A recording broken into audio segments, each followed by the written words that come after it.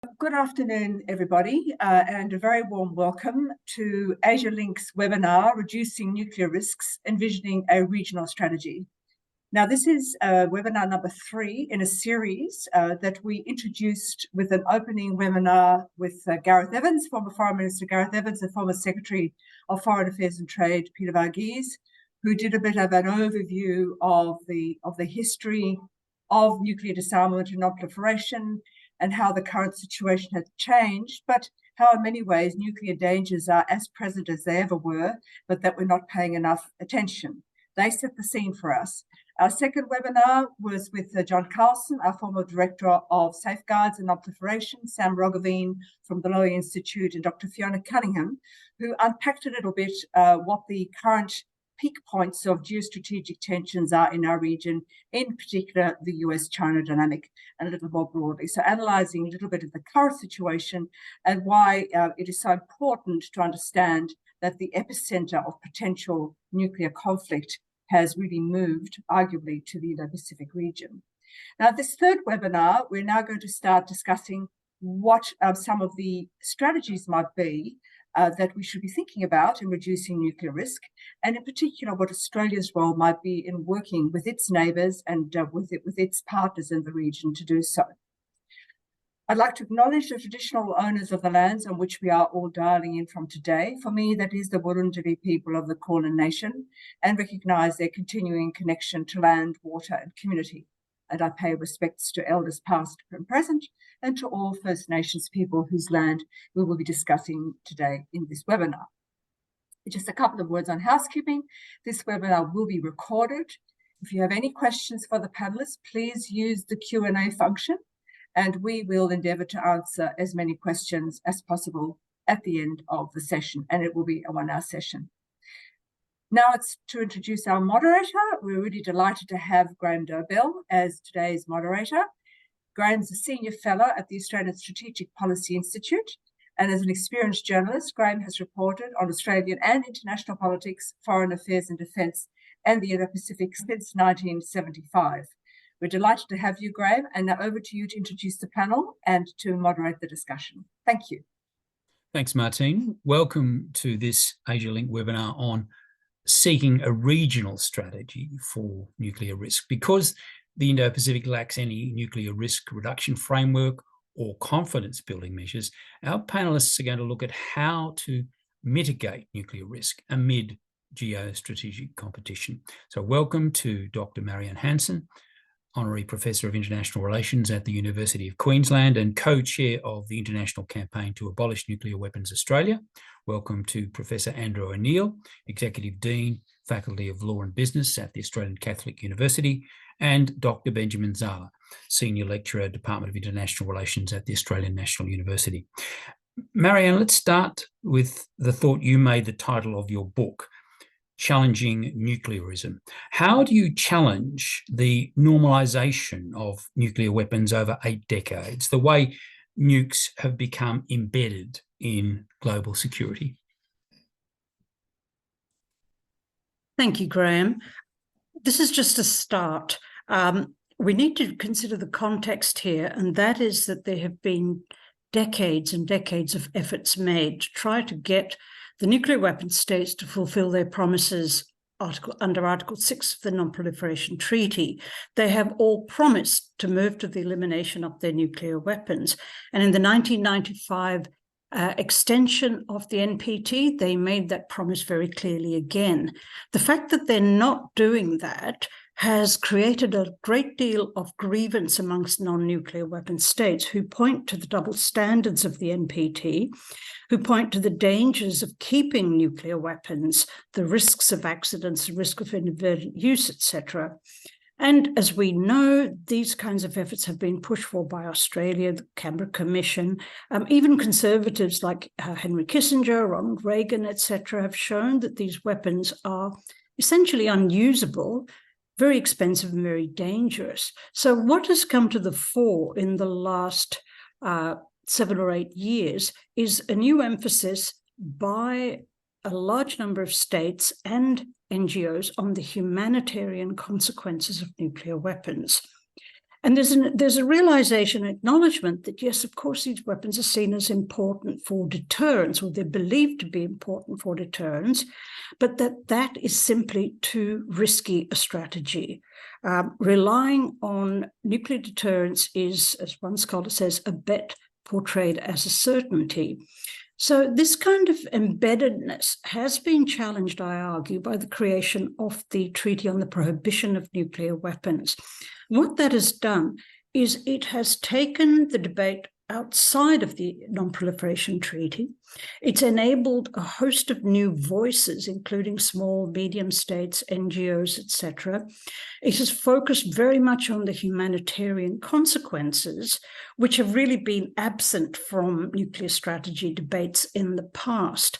It's focused on the economics of nuclear weapons, and it's focused on the inequalities of the NPT. Nobody believes that we're going to see nuclear weapons elimination overnight, but the creation of this new treaty has represented a fundamental challenge to this embeddedness, this normalization of nuclear weapons. And that's what I explore in my book, ways of trying to get beyond that sense of normalization and towards a different kind of context and approach. Benjamin, the line that Gareth Evans used on that risk discussion in the first of these webinars was that it's only sheer dumb luck that a bomb hasn't gone off because of accident, human error, miscalculation, or leadership idiocy. How much do you think has the world been lulled by this idea of nuclearism?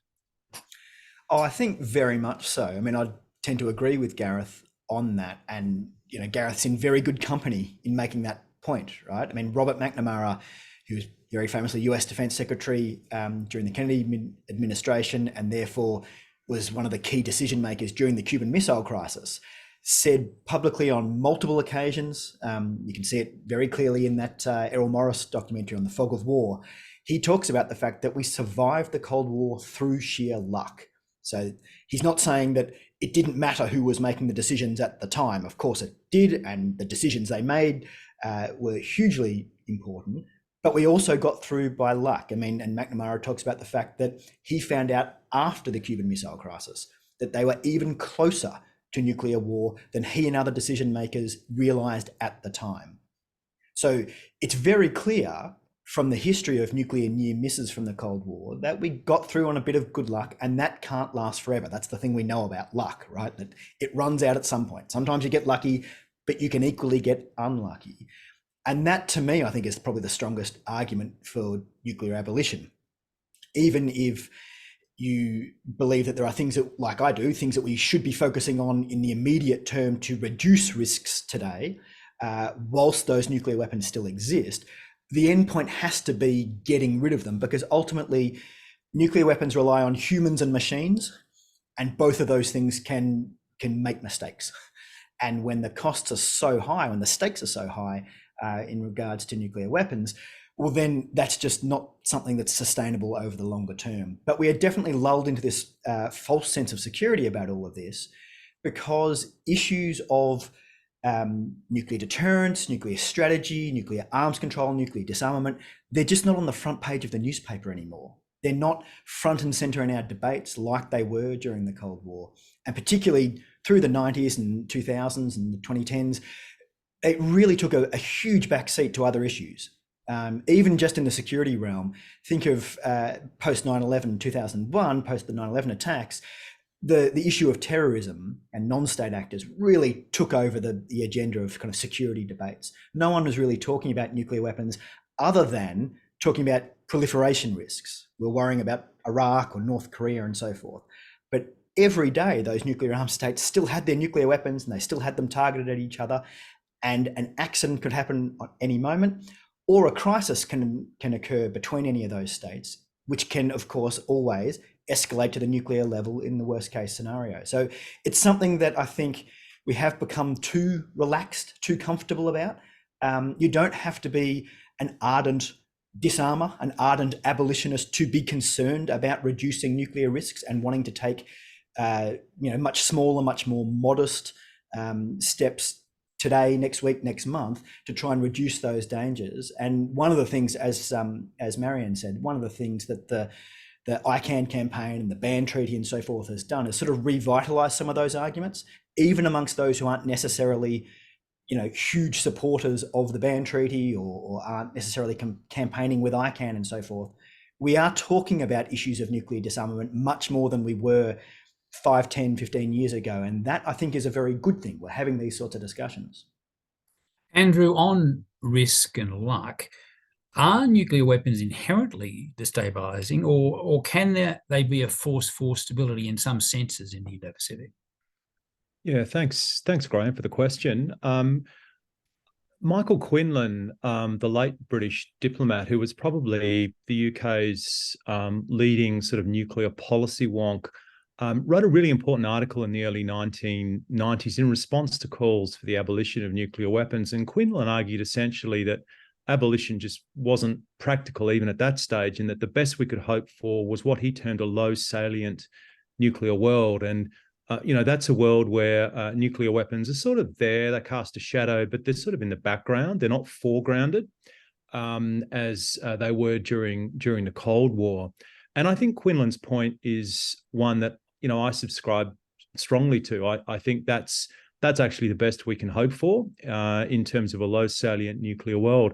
I think what we did learn during the Cold War was that, human agency does play an important role. We're not just sort of subject to sort of technological determinism with nuclear weapons. Humans do play a role. Decision makers do play a role. I guess the discussion around artificial intelligence now introduces a new dimension potentially. But I think policymakers during the Cold War really did take a proactive role in terms of arms control, in terms of confidence building measures to mitigate that nuclear risk. I think the challenge we're living with currently is that's not shared particularly across, certainly not across the major powers. And if we look at Russia's nuclear saber rattling quite overtly, that again has foregrounded the role of nuclear weapons in a way where, it's not fantastic to think of them being used in a kind of crisis scenario in Ukraine or in a China-Taiwan Strait contingency. One thing I would say is that the consistent paradox, really since both the US and the Soviet Union gained a secure second strike capability, I guess sort of the mid to late 1960s, is that there's been one constant, and that is the sort of the paradox of nuclear weapons as instilling genuine deep fear among policymakers. And at the same time, and largely because of that, I would argue nuclear weapons being a force for peace, because those same policymakers are much more attuned to the risks of escalation during crises. They're more cognizant of that. And as a result of that, they tend to work harder to de-escalate crisis situations.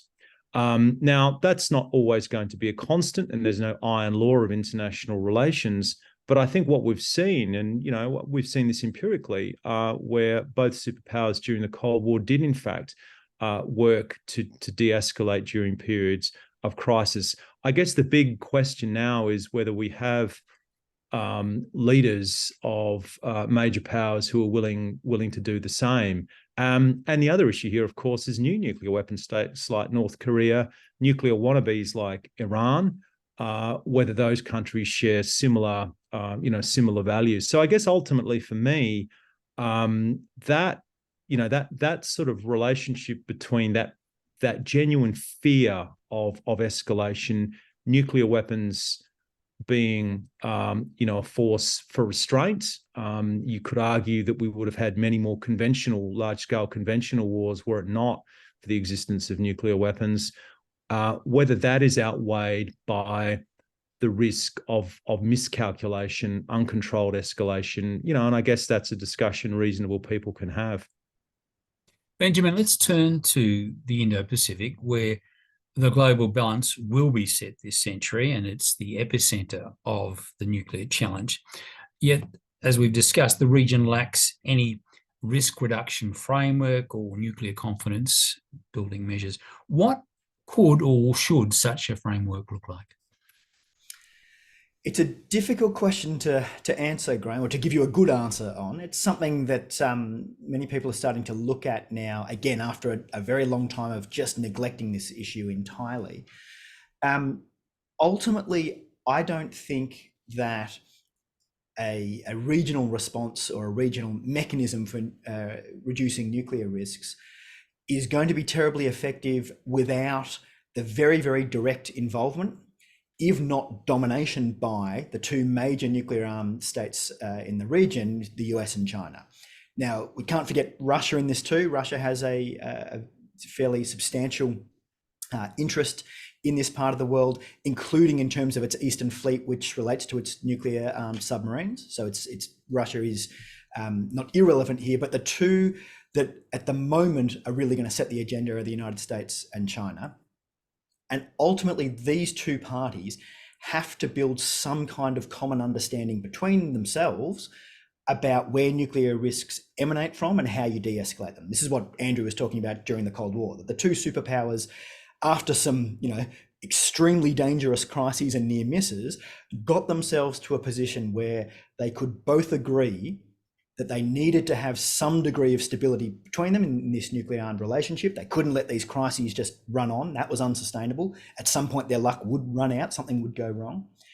And they both had a tacit agreement, and it was only ever a tacit agreement. It was only very thin, very precious. It was open to being taken off course at any one time. But they had this tacit agreement on what could stabilize their relationship, which was effectively mutual vulnerability between the two of them, that they would both be in this position, which became known as a doctrine of mutually assured destruction. I won't attack you because you will attack me in return. And that's the only reason I'm not attacking you, because you have this promise of retaliation. And as long as we're both vulnerable to each other's retaliation, well, then we will have at least some semblance of stability in our relationship. And we can build on that to de-escalate crises, to even reduce the amount of nuclear weapons. They could engage in arms control and so forth. What we don't have today, I think this is what Andrew was just getting at, was we don't have that same level of tacit agreement. We don't have that mutual understanding. Both sides between the United States and China are on completely different pages on what's creating insecurity and what the appropriate responses should be. We currently have, literally today, the first talks between the US and China that are going to address arms control issues for the first time in years. And that, I have very, very modest expectations for the outcomes of those talks, but the fact that those talks are taking place is a very, very positive sign, because you build common understanding literally by having a dialogue with each other. We don't have to agree to begin with, but we can start to understand the point of view of the other, or at least start to understand what it is that the other is particularly concerned about. So there are other things I think that the other states in the region can do in terms of building a platform for those kind of dialogues, particularly when the two major states aren't in direct talks, when it's a moment in history when their relationship isn't terribly warm. I think other states can try and build ways around that, have informal talks on the sidelines, open those sort of avenues for discussion. But ultimately, this comes down to building that degree of mutual understanding between the two. And that's the goal that all efforts, whether it's done via ASEAN or the ASEAN Regional Forum, or just particular groups of states, it might be a bunch of US allies who get together to try and concoct something, whatever it is, it all has to be geared towards the US and China finding some degree of tacit agreement on what can stabilize their nuclear armed relations. Well, staying with you, Benjamin, you've got your first question from the audience, and it's addressed to you. And the question being put to you from the audience is that some proponents of the abolitionist approach argue that risk reduction measures actually reduce pressure on nuclear weapon states to disarm in the near term. What's your view of that take? It's a common critique of anything short of absolute abolition, right? So of kind of more modest arms control measures or confidence building measures, that these are almost a distraction, sort of a sideshow that then allow the major powers to look like they're doing something, sort of paper over the cracks, as it were, but ultimately we still live in that same dangerous, unsustainable nuclear armed world. It's true, but it doesn't get us anywhere, right? So it probably does allow the major powers to, as it were, give the sense that they're making some progress towards their Article 6 NPT obligations that Marianne mentioned. But ultimately, if it's reducing immediate dangers of nuclear use, that is an inherently good thing, particularly given that, as we've seen over many decades now, the nuclear armed states are not in any hurry to completely disarm. So if we get a nuclear-free world, it's going to take us a very, very long time, and there can be all sorts of dangers on the way there.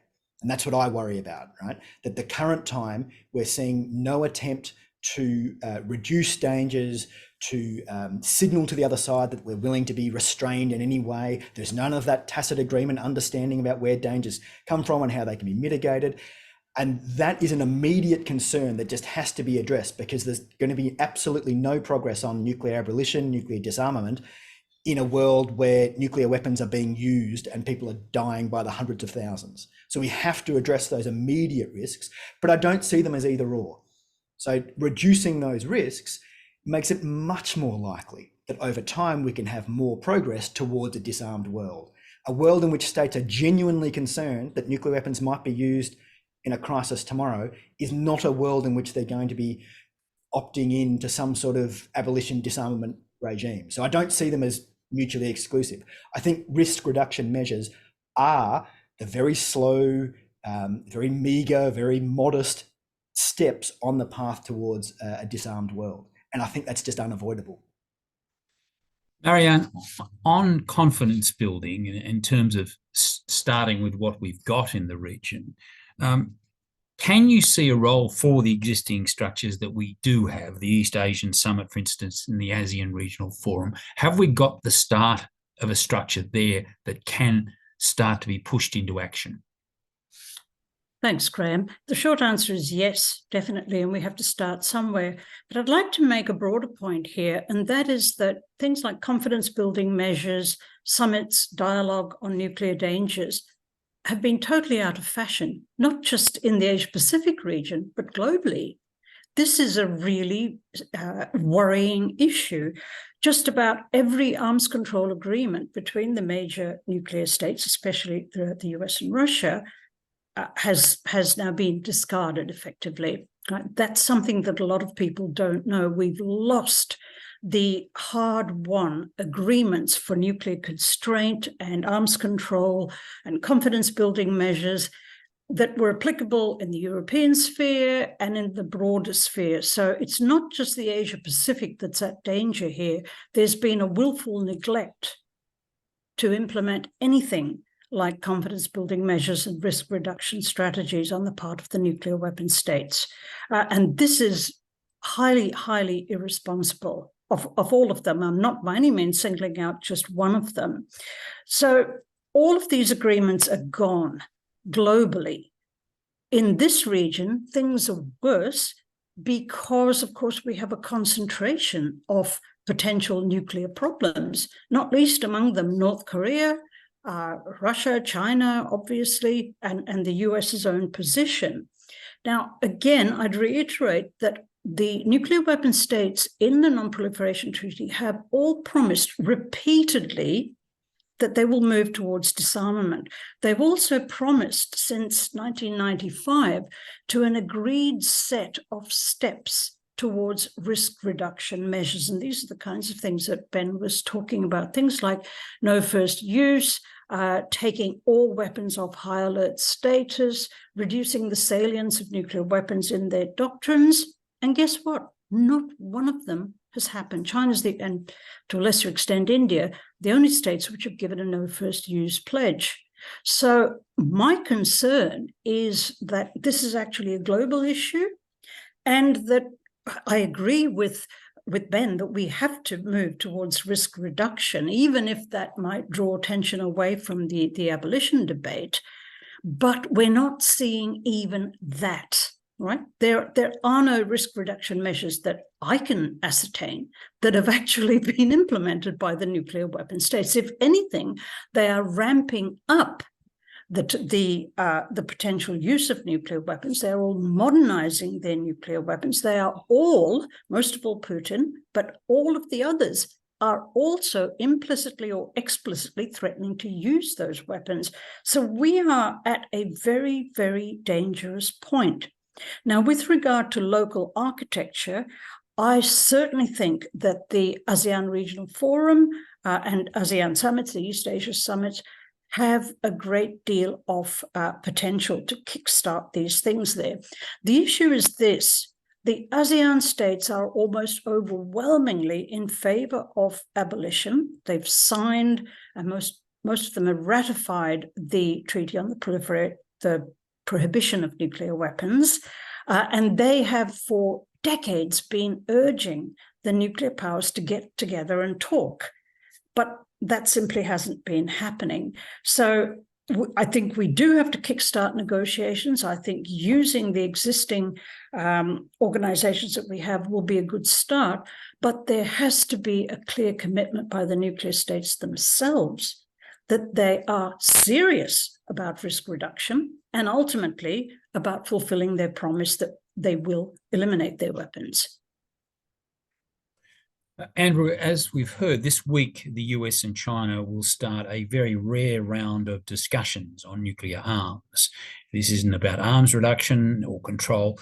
The US says what it wants is to understand what China plans. The US claims that China is doubling its nuclear arsenal, and the US estimate is that China has 500 nuclear warheads this year and plans to have 1,000 by 2030. How much does that start of discussion between China and the US give some hope that the Indo-Pacific can change the fashion, if you like, can actually start a new round of discussions on these crucial issues? Yeah, look, I think it's incredibly important. And, you know, if you look at the primary sort of developments in reducing risk, or at least mitigating risks, really since the dawn of the nuclear age, and you know, we could debate the NPT and how relevant that is, but you know, most of those have been in a bilateral context where states have recognized that it's in their mutual interests to commit to certain confidence building measures, formal arms control, you know, frameworks, memoranda of understanding, so they can circle back to it. You know, if it doesn't necessarily sort of coincide with the domestic political cycle in the home country, they can sort of, you know, park it and come back to it, or not, if you have a change of government. So a lot of the, you know, there are a lot of factors involved here as well, many of which are domestic. And we think of the US presidential election just around the corner now. That's going to obviously impact on how the US, on how China actually reads into any sort of US commitments. For the United States, I think engaging with China is important. I think, you know, for me, the reality is that as long as sides are actually engaged in a dialogue, that's a win. It's when they're not engaged in dialogue, and we hear a lot about this notion of guardrails in the US-China relationship. And you know, I think the reality is that there's very few, and when you even have question marks about whether there are back channels that both sides could use during a crisis over Taiwan or the Korean Peninsula, that's when I think we have grounds to, you know, grounds for concern. Beijing's made it very clear that it's just not, you know, anything that's aimed to bring them into a formal arms control process is a non-starter. They argue that, you know, they are starting from a very low base in terms of warhead missile numbers, and that really it's up to the US and Russia to reduce their inventories before the Chinese will even start thinking about becoming engaged. What I think, you know, we can hope for is that, you know, both sides commit to more transparency, I think potentially, and also actually a military-to-military dialogue. And that's incredibly important, because you can have sort of senior civilian officials, and you can even have presidents meeting, But I think when you have militaries starting to talk to each other, they talk in a language that both sides can sort of understand, and they talk nitty-gritty about operational issues off the record, obviously not on the record. And so that opens up greater possibilities for transparency in the relationship, not in a formal sort of arms control or disarmament sense, but both sides start to acquire a better understanding of how the other side is thinking operationally. I think the Chinese are very focused on complicating military planning for the United States in any contingency. They want to give greater mobility to the systems that they've deployed, just to, again, complicate US uncertainty. For some time now, the US has calculated that they would not be able to identify and destroy Chinese targets in the early stage of a crisis. And from China's point of view, that's good, because it reinforces deterrence in any crisis, and it perhaps gives China a bit more latitude for coercive strategy in any crisis. So, look, there's a long way to go in the relationship, but I agree with Ben's point before. We're not going to get anywhere in the region unless you have the US and China at the very least talking. But I would just say that you add, the jokers in the pack into this: North Korea, Russia, which is now, seriously, I would argue, the major problem when it comes to nuclear arms control. We can point fingers at the United States and other countries, but no other country is making overt nuclear threats against others. And it's pretty clear that Russia's doing that now, and doing it in a way that is incredibly destabilizing. So for me, it's not nuclear weapons being destabilizing. It's the way countries are approaching their management of nuclear weapons that's the problem. Benjamin, if the Americans this week say to China, why are you doubling your nuclear arsenal in the next few years, what do you think would be an honest answer from Beijing to that question? I think the honest answer would be is because you ensured that we had to. I mean, the US has built up what's called its counterforce capabilities. So counterforce capabilities are those that you use to target the actual nuclear forces of the other side. That's what Andrew was talking about, the ability to find your adversaries' missiles, missile silos, submarine bases, air bases, whatever it is, and take them out in a first strike. And US counterforce capabilities have become more accurate over the years and more precise. And their ability to find and target and track adversary capabilities have become better over the years. They've become, again, more accurate, particularly in terms of things like remote sensing capabilities. And as we've noted, China's always had a very small nuclear arsenal compared to the United States and compared to Russia as well. And it's their line that they've maintained. There's no way we're joining you guys in some kind of three-way arms control agreement until we have anything like the kind of arsenals that you have. So either we come up to you or you come down to us, right? You have some kind of parity there. So because China's had a smaller, more vulnerable nuclear arsenal, and US capabilities in terms of being able to target that arsenal have increased, well, China faces, one of two options. One, you just shrug and say, oh, well, I guess we'll be more vulnerable to the other side, and I guess they'll be able to let us know that we're vulnerable, and they'll be able to, tell us not to do this and to do that and so forth, or in the worst circumstances during a crisis, actually target our forces and knock them all out. Or option B is you make yourself a much harder target to hit. You give them more things to think about. You raise that question mark in the minds of US decision makers on day 18 of a crisis when they genuinely consider engaging in that disarming strike. So you give them more missile silos to have to hit in a first strike. You get more submarines out to sea that they would have to try and find and compromise. You make sure that those submarines are quieter, so they're harder to find. All these things. As Andrew mentioned, you have more mobile missiles, because missiles on the back of trucks are harder to hit because you can move them around and evade being found.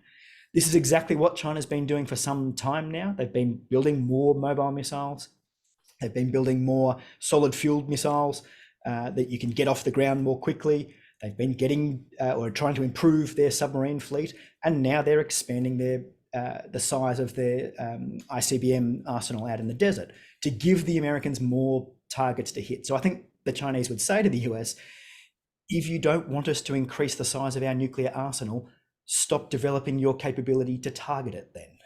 You have to restrain yourselves in some ways.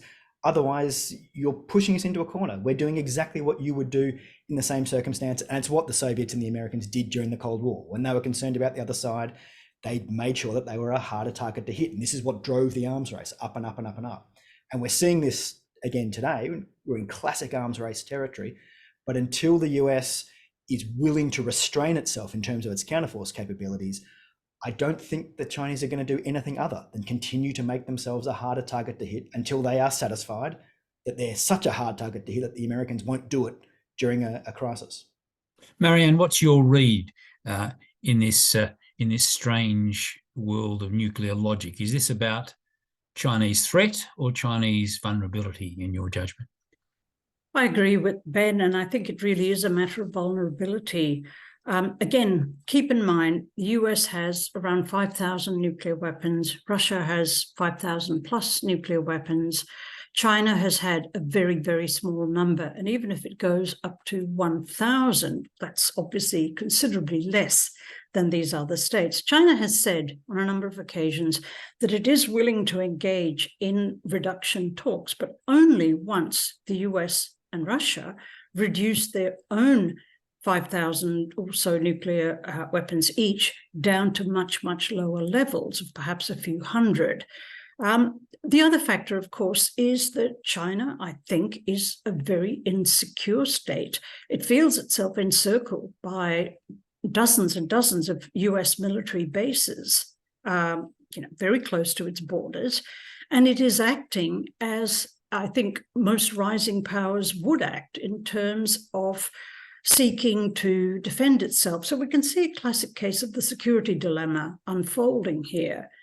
For China, the perception of US encirclement and US sort of upping the ante in terms of, not the least, I think, the AUKUS nuclear-powered submarines decision, but the whole AUKUS and the Quad activities themselves have, in fact, produced a result on behalf of China, which is going to be, well, we will also up our own defense capabilities. So I think we are talking about vulnerability here rather than any Chinese plans to act in an aggressive way.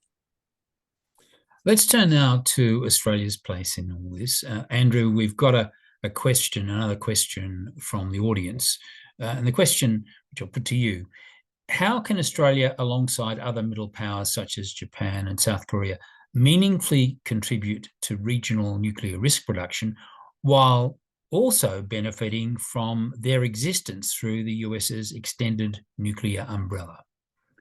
Yeah, thanks, Graham. And it's a really good question. And I do think there is an obvious tension there. And I think there are limits to which Australia, Japan, and the Republic of Korea could or in fact should put pressure on the United States over its nuclear arsenal. All three of these countries have security treaties with the United States. All three of these countries invoke the nuclear umbrella in their strategic guidance. So the idea that they would then commit to agreements that somehow outlaw nuclear weapons is internally inconsistent. And frankly, that's a position Australia seems to be sort of heading towards at the moment.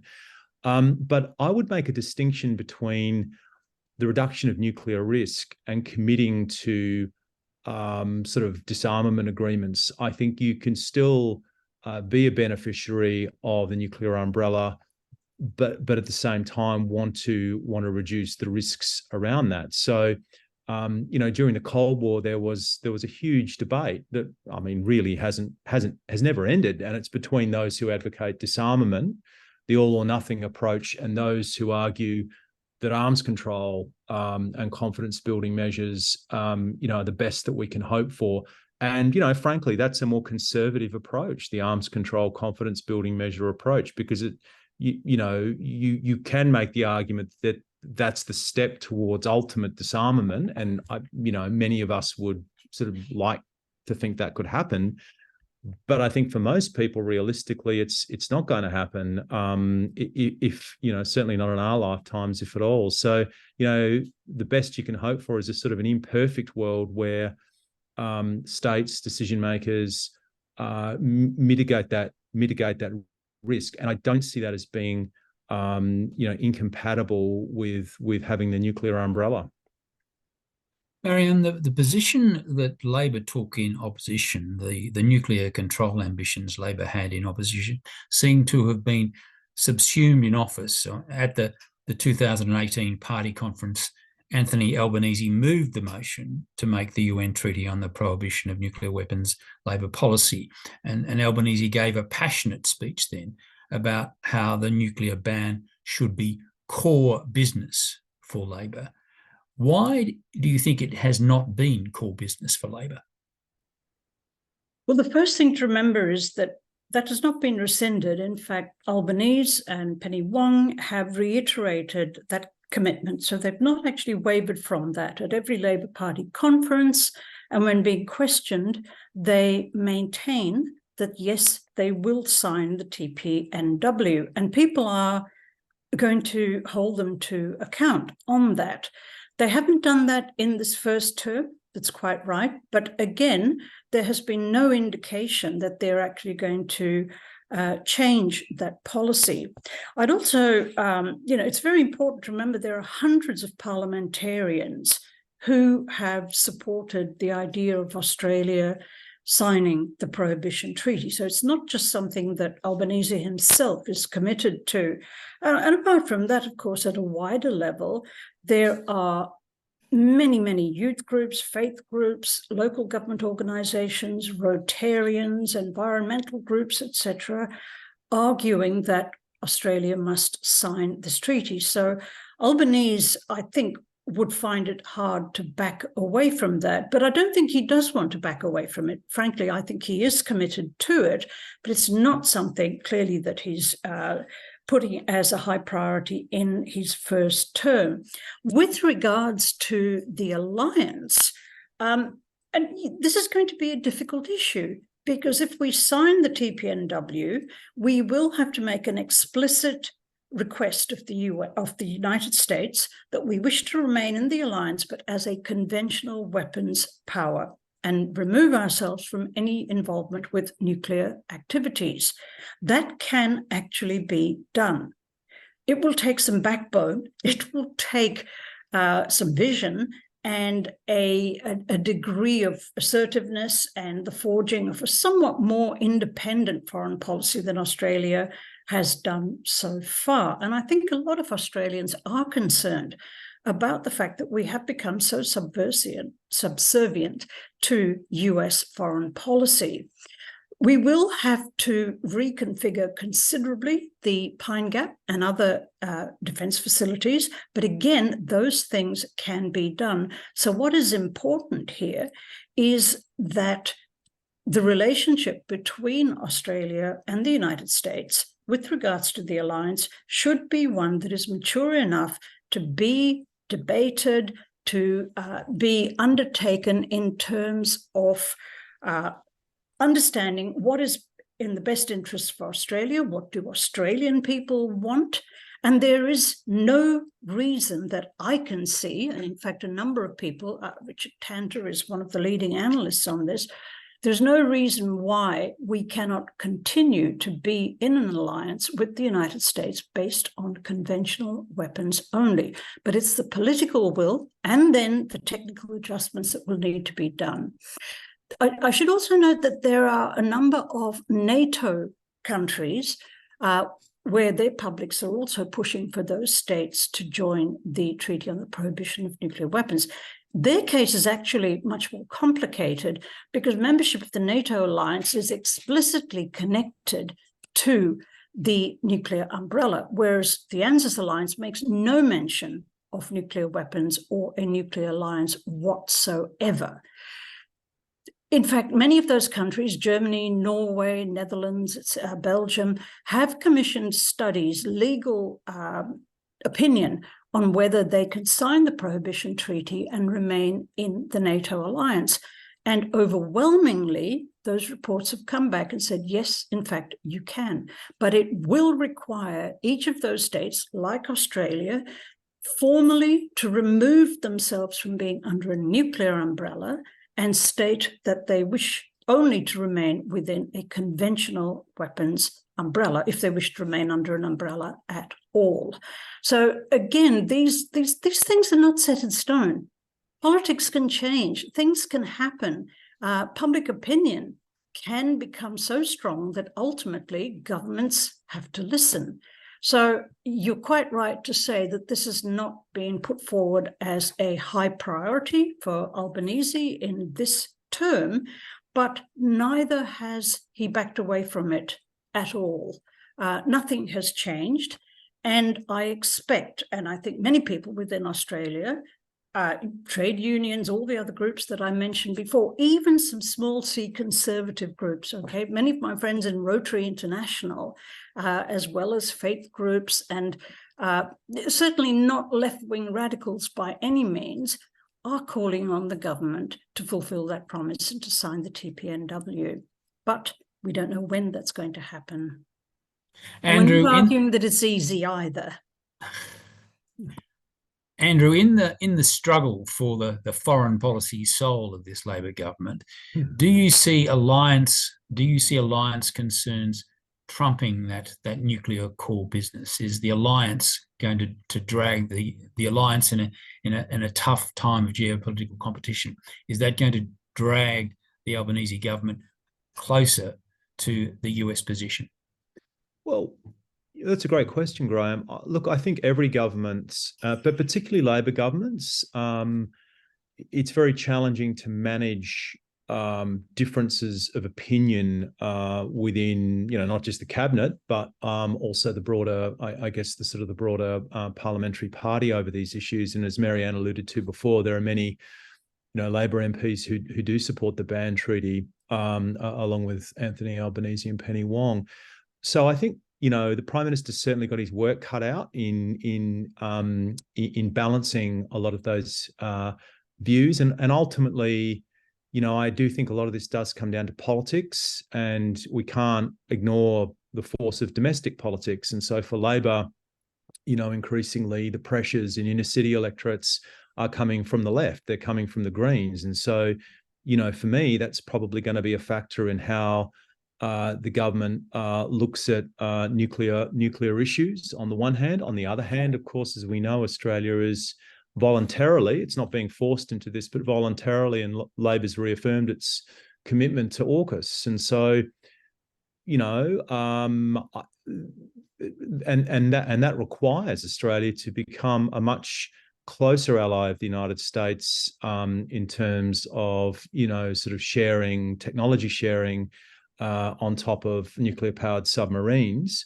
But the other issue here is really since 2019, the Australian governments and the Labor governments continued this under the Defence Strategic Review this year. We have become a lot closer to the United States in terms of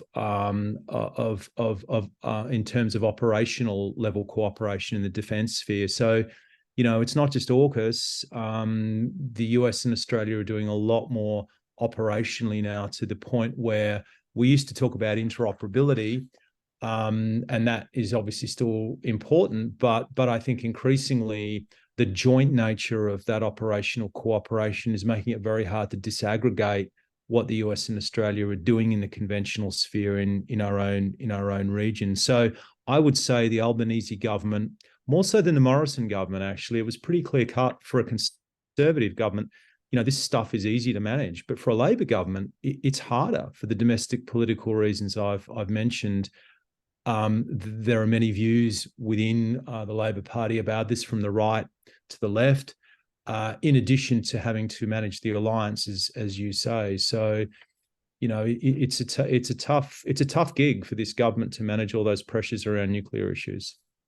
Benjamin, this tough gig, I mean, this tradition that Australia has had of being activist on disarmament issues, do these set of issues mean that history, that proud history, is not going to set the way Australia approaches disarmament issues in the future, because the other factors weigh against that activist approach?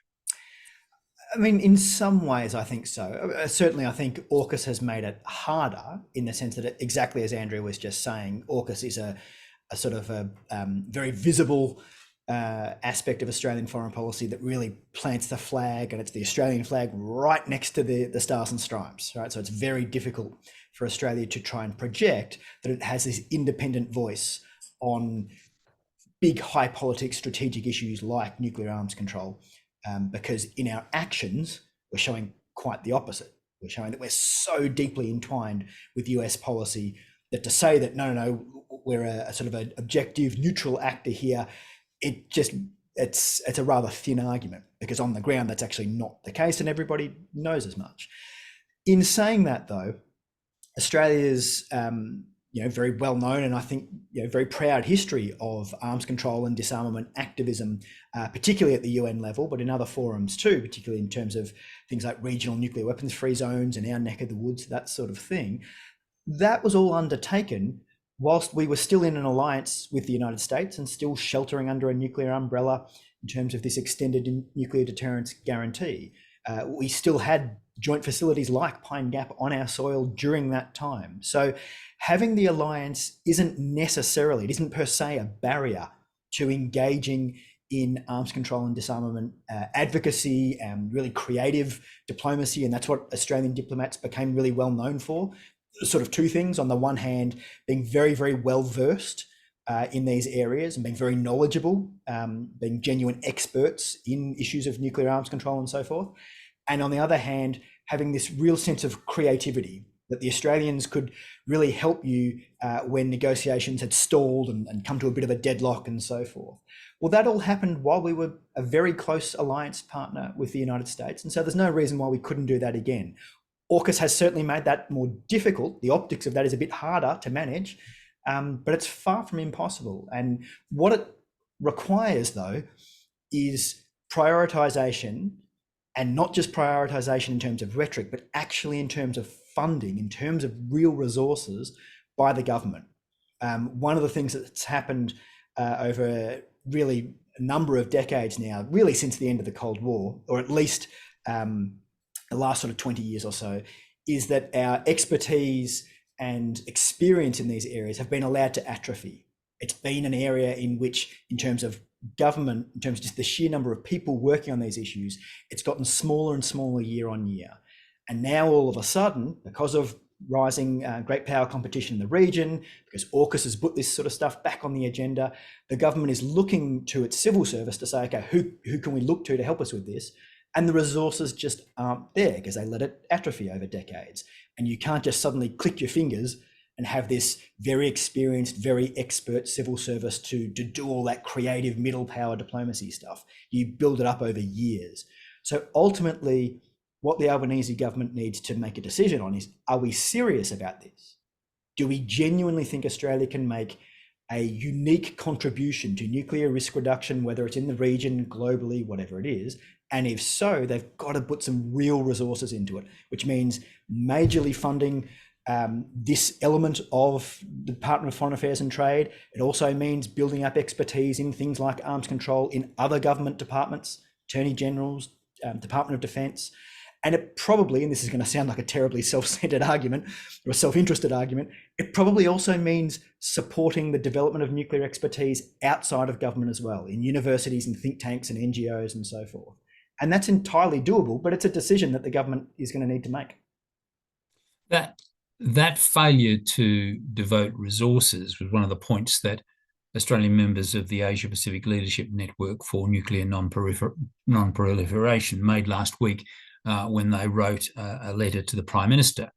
And there are a range of signatories to that letter.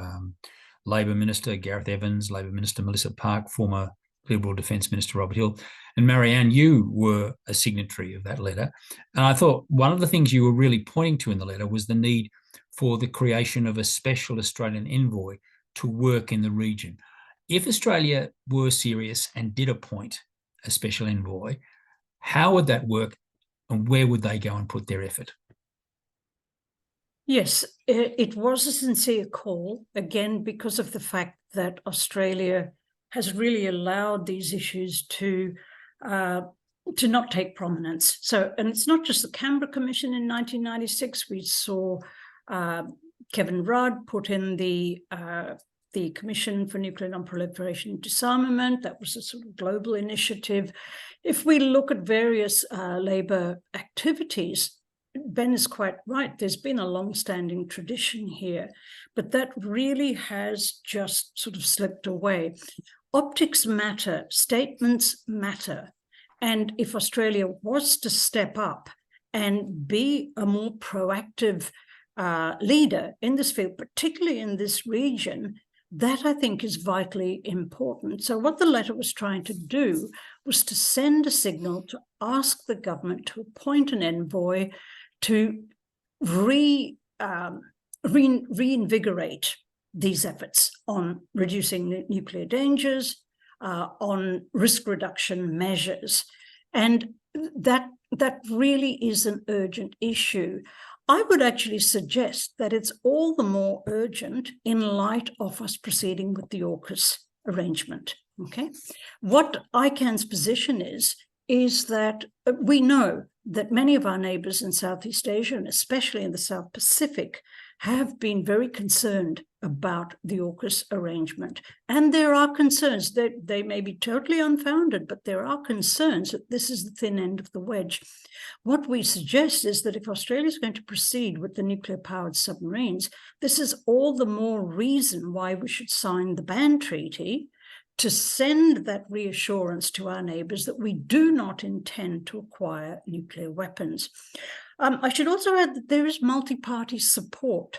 Yes, it is very much a Labor thing, but there are numerous members from the other major parties in support of the ban treaty and in support of Australia playing a more activist role in the region.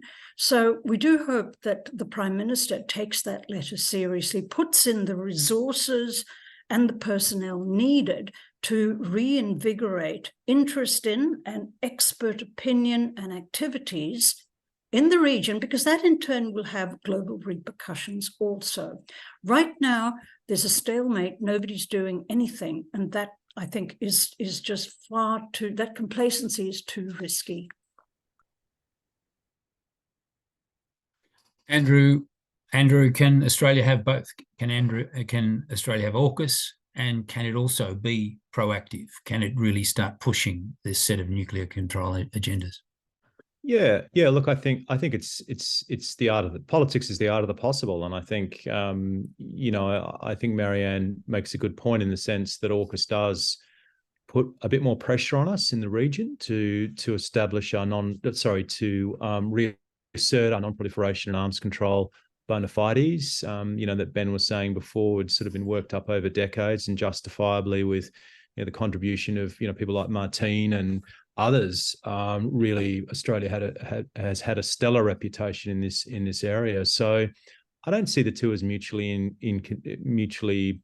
exclusive. And in fact, I think there's an opportunity here for Australia to do that. But that's not to say it will be easy. I think it will be hard. And to the extent that you can ensure a degree of continuity between a Labor government and a coalition government, that's a challenge. That's a challenge as well. But again, it comes back to politics. And to conclude, I'd like to throw to each of you for a concluding thought. First to you, Benjamin. You get first go at concluding thought.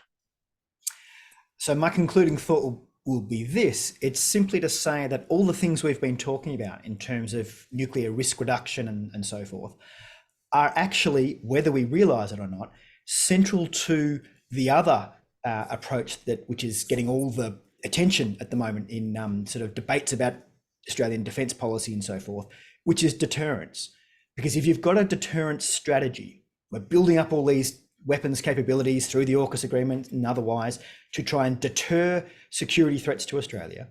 If you're not also matching that with reassurance, saying we will only use these weapons if you don't do this, if you're not taking measures to show that you will be restrained in some way, then your deterrence strategy will fail, because you won't deter them from doing that thing, you'll incentivize them to go first.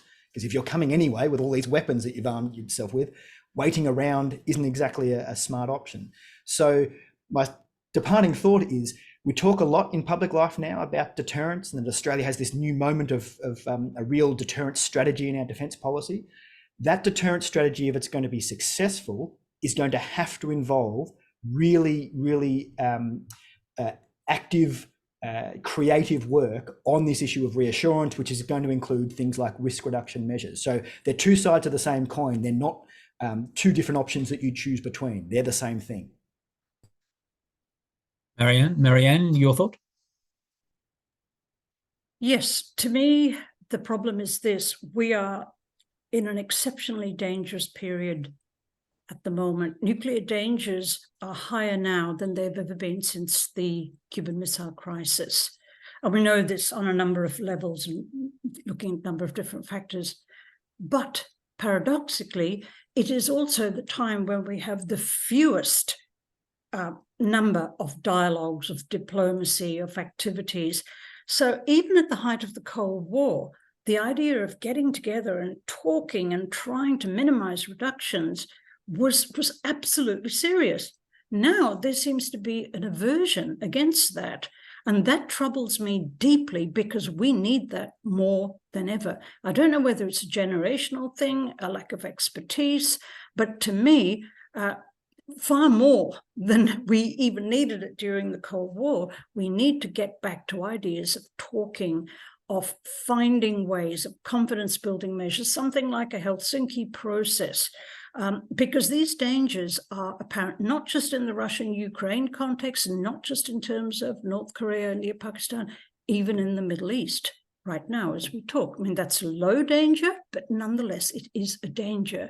So I am perplexed as to why the world is doing so little at a time when we need to do so much. So I would urge people to do something.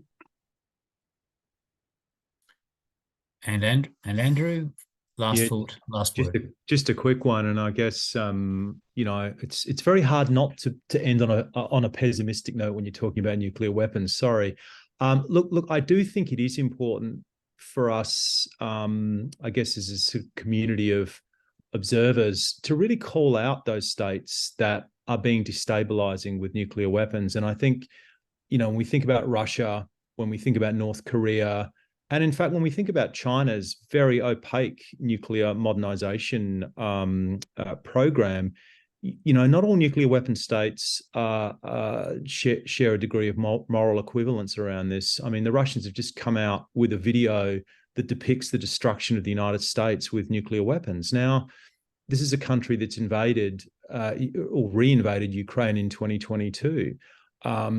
So, we're not talking, we're talking about states that possess nuclear weapons, but there are, egregiously irresponsible nuclear weapon states compared to some of those who, I would argue are relatively responsible stewards of nuclear weapons. So I just think we need to make that distinction a bit more frequently in the discourse about these issues. Thank you to Marianne. Thank you to Marianne Hansen. Thank you to Andrew O'Neill. Thank you to Benjamin Zallo, and thank you to Asialink. And thank you for watching. Thanks very much, Graham, and thank you for expertly chairing this webinar. We've got a bit over time. Just wanted to remind our listeners that all of these webinars are available on YouTube. You can watch them again, including this excellent panel. And Asialink is thinking very actively on some proposals about how we might build more momentum in the region for a role for Australia. Australia has already looked at some measures for the ASEAN Regional Forum Risk Reduction Workshop, but we think there is a lot more room to build on that with a bit more of an activist in capitals policy that can really turbocharge those discussions to get us started. So thanks again to all the panel, and thank you to Graham. And please keep in touch with us. We very much hope this will be the first of a longer discussion about Australia's recapturing its role as a leader on non-proliferation, arms control and disarmament.